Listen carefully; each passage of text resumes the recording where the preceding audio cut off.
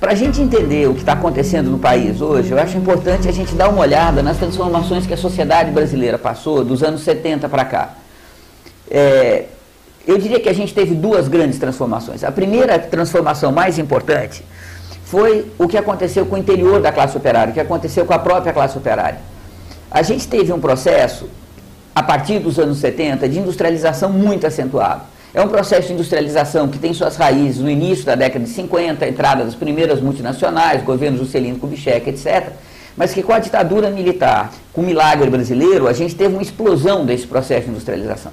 E o resultado disso é que a gente vai entrar no Fordismo, é a primeira vez que o Brasil tem um Fordismo para valer. Rapidamente a gente vai transitar para um toyotismo, para uma reestruturação produtiva muito peculiar, muito adaptada, digamos assim, à nossa história, à nossa formação social, à nossa realidade social.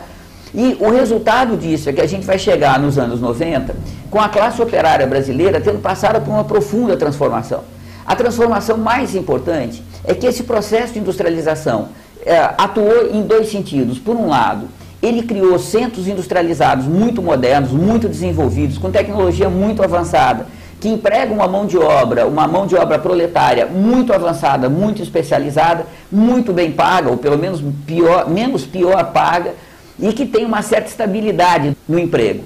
Do outro lado, se esparramou pelo interior do país todo, sob a forma da agroindústria ou sob a forma de aglomerados industriais como Turitama, aqui em Pernambuco, ou com uma produção, por exemplo, de roupa, de lingerie de luxo em Goiás Velho, ou com uma produção de frango em Toledo, lá no Paraná.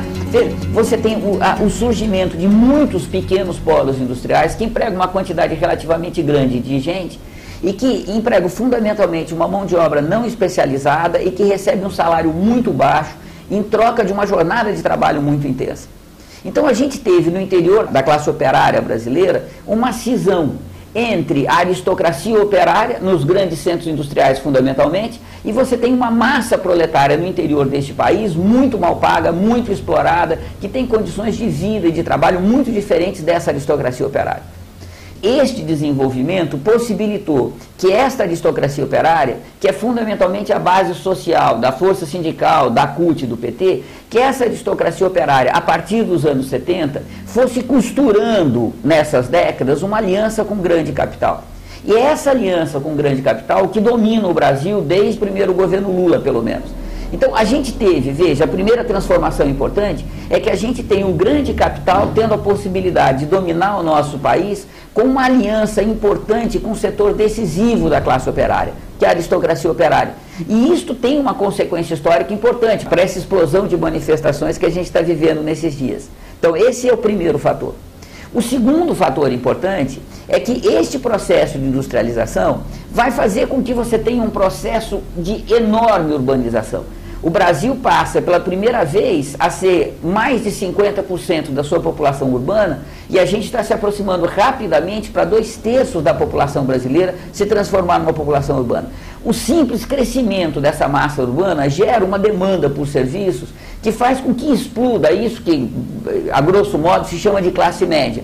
Um enorme setor assalariado que vai fundamentalmente estar empregado no setor de serviços. O Estado, né, o funcionalismo público, os serviços estatais têm que crescer junto com isso. E o resultado disso é que você tem o surgimento, para ser curto e grosso, para ser simples, aqui, rápido, você tem o surgimento de uma classe média, né, de um setor assalariado que não é proletário, mas também não é burguês, muito significativo.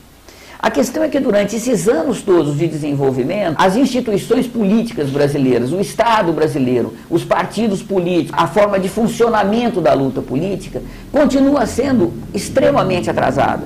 Se a gente pegar o que aconteceu a partir do processo de democratização, da Constituinte fundamentalmente, vocês vão ver que são os mesmos partidos, no fundamental as mesmas forças políticas e econômicas e muitas vezes as mesmas pessoas que continuam dominando o país de uma forma muito parecida que dominavam na década de 1980.